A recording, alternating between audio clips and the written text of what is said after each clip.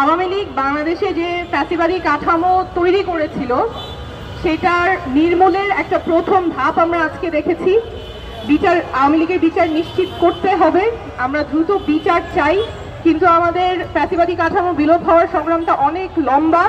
সেই লম্বা জার্নিতে আমরা জাতীয় নাগরিক পার্টির পক্ষ থেকে আপনাদের সবার সহযোগিতা চাই, সংগ্রামে আমাদের একসাথে থাকতে হবে।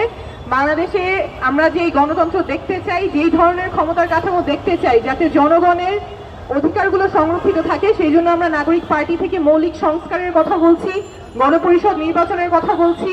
এই ধাপগুলো আমাদের জনতা সাথে নিয়েই আমাদের এগুলো অধিকারগুলো আদায় করে নিতে হবে, যাতে আবারও কোনো দল ক্ষমতায় এসে মানুষের মুখের ভাষা কেড়ে নিতে না পারে, মানুষকে চুপ করিয়ে দিতে না পারে, অধিকার কেড়ে নিতে না পারে।